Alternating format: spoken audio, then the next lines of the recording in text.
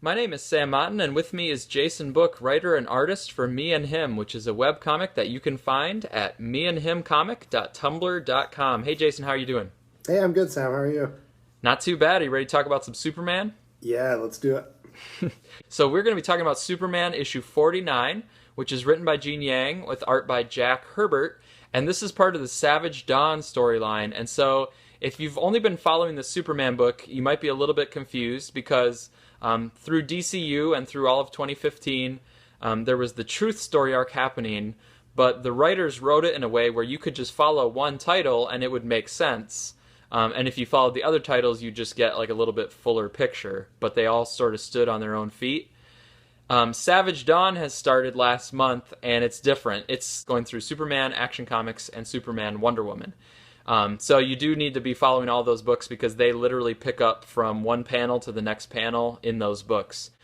If you want, by the way, a really good standalone Superman story, pick up Batman Superman right now. There's a 3-part story. It's two parts in, and it's really strong, standalone, great kind of classic Superman story that I'm really enjoying.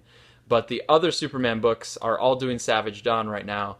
So a very fast recap. In the last issue, which was Superman Wonder Woman 26, Vandal Savage took the Fortress of Solitude, and one of his kids, Puzzler, helped him puzzle the Fortress of Solitude onto his ship together with like the Watchtower satellite.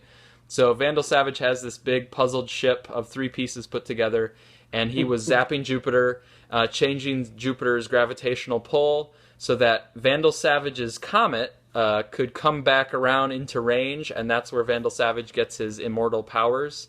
And also all of Vandal Savage's offspring get powers as well because he's pulling the comet like into range. So that's kind of Vandal Savage's overall thing, and Vandal Savage is kind of responsible for depowering Superman and kind of all this stuff that's been happening to Superman for a year. This issue, we have Vandal Savage. His ship has kind of landed on Superman. Superman comes out, he's okay. Wonder Woman has a nice reuniting with him. Lois Lane shows up with Metallo. Metallo has a crush on Lois Lane and is her bodyguard. Metallo comes to help Superman, and then all of Vandal Savage's kids are coming. Superman gets Mr. Terrific and some other friends to help him out, and then Metallo, so spoiler alert here, but Metallo is willing to sacrifice himself and gives his kryptonite heart so that Superman can use the kryptonite to repower himself, which is how Superman's been trying to get some powers back. So, all of that. Jason, what'd you make of the issue?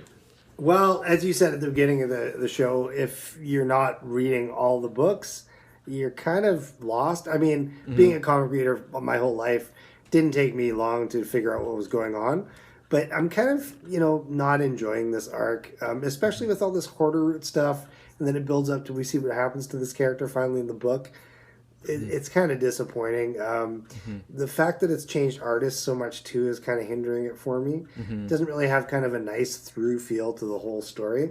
I did like some of the action moments and the fact that we're getting a little bit closer to a fully powered Superman, but I'm kind of at that moment where let's just get there already and make the next issue better be leaps and bounds better than this one to me. Yeah, so you're totally right about Hoarder Root. So we've been covering Superman for a while, and if you go back to the beginning of the Hoarder Root stuff, I was pretty excited about the character of Hoarder Root because I thought it was a chance to explore our relationship to technology and data and metadata and people tracking everything that you do. Yeah, it had potential. Yeah, I really think it did, and it didn't quite live up to the potential. No. And now it's kind of like Gene Yang just was tired of Hoarder Root being around, so he just like killed him in one page, very nonchalant. Yeah. Vandal Savage is like, let's kill you. And then he even gives this, thing like, oh, I have a virus that contains you so you can't jump into any other bodies, so now you're dead. So it's basically like Gene Yang is like, I give up on Hoarder Root. You're gone. Yeah. So that was definitely a letdown. And to me, I was still holding out hope for it. I'm like, oh, my hope is gone now. Hoarder Root did not pan out like I hoped that he would have. Yeah, for sure. Metallo comes in and has some nice moments, but like we weren't really set up for those moments. No. I think that the Metallo thing, I feel like I had to go back 2 or 3 years to kind of get a setup of like Metallo's relationship with Lois and stuff. Yeah. And so that was not really set up in this arc to have a payoff for Metallo like sacrificing himself. It was kind of like it started this issue and it ended this issue rather than being built up in the story. Yeah, I think they could have even had like a classic fight scene between the two again or something like that to kind of give it some more kind of, made it more relatable to what was going on in the crossover. Yeah, and there was also just like weak stuff like Metallo says, "Oh, I'm supposed to protect you, Lois," and Lois asks him to go help Superman. So Metallo's like, "Okay, I'll go help Superman because you want me to." Yeah. But then when he goes Yeah. down there, he doesn't do anything. Like he doesn't No. help in any way. And then Superman's like, Yes. "Thanks for helping me," and I'm like, "He never helped. He came down to help, but never did anything." He had your back. Yeah, it's kind of weird. To me that encapsulates a lot of the last few issues to me. Yeah, like payoffs that weren't really earned or weren't set up, or things that didn't go where we thought they were going to go, or Yeah. it's not And a- clicking. Like the And a good crossover in a series or a group of books should be in something that's already on the rails to begin with. Yeah. The Vandal Savage stuff I've been okay with. Like at the end of Truth, how they brought all of the Truth books together and Vandal Savage was kind of behind, or his kids were behind all of them. I thought it was Yeah. kind of cool. And his plan right now, it's a little bit crazy, but it's kind of comic book crazy. Like, okay, he has this thing and he is going to shoot a laser out into space and get his comet to come around. Crazier things have happened in comic books. So like Yes, the that's Vandal true. Savage thing I'm okay with, but it's like the Superman side of things and his supporting cast. It's just a little bit of a mess. It's not really Yeah. working.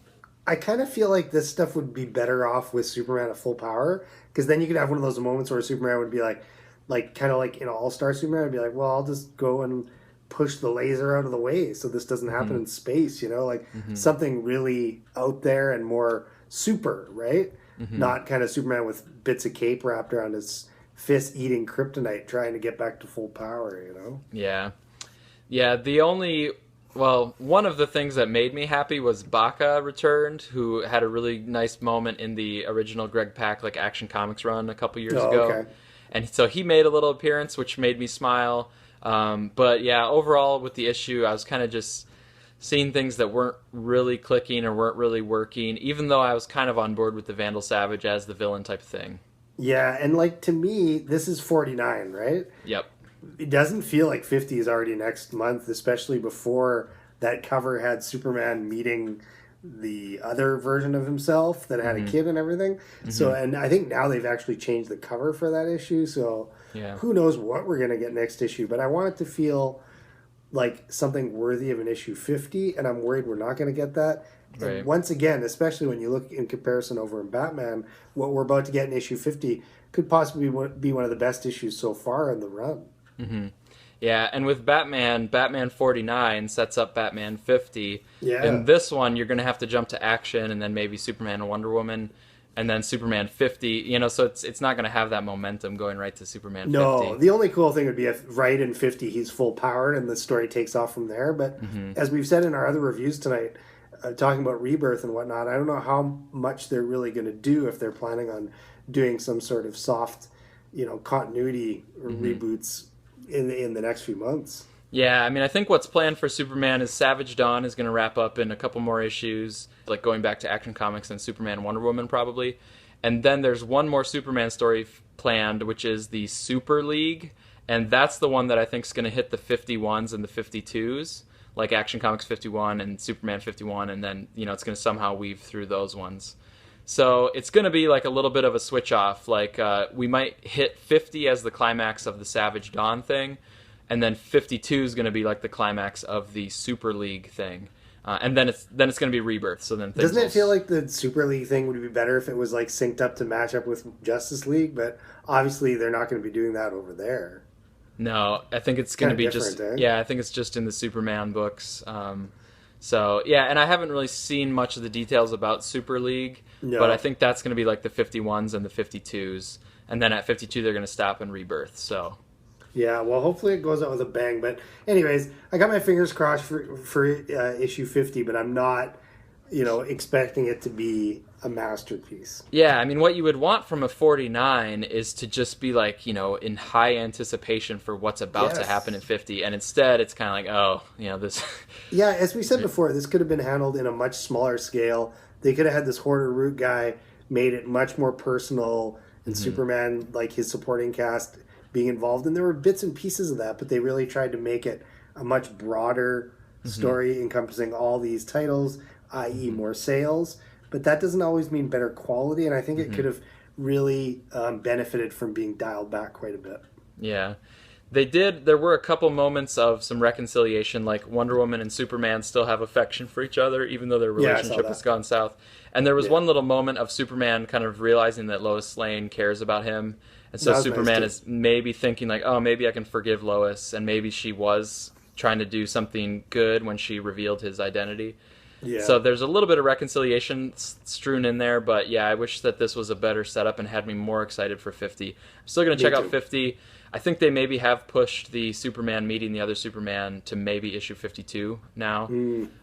But yeah, so we'll see. A little bit underwhelming, but we're nearing the end, and this is maybe a reason to be excited for Rebirth. You can check out our video where we talk about Rebirth, and one of the things we're excited about is maybe getting a little bit more streamlined and focused on the Superman books in terms of not being so spread all over, and maybe get a new kind of creative idea at the center of it. Yeah, they kind of need a bit of just a back to basics with Superman, I think. And kind of, as I said before several times on this show, kind of look at what they've done with Batman. They haven't done anything that's gone against continuity. They've added new things, but still the central story and character is always Batman and Bruce Wayne, and and do Alfred, that with Clark and his supporting cast, and make it a good book. Right? Yeah, you've still got with Batman. You have Commissioner Gordon, you have Alfred, you have that stuff. Right. Even though they're doing creative things, it's got the core. That's right. All right. Well, we will see what we can get out of issue 50. Sounds good.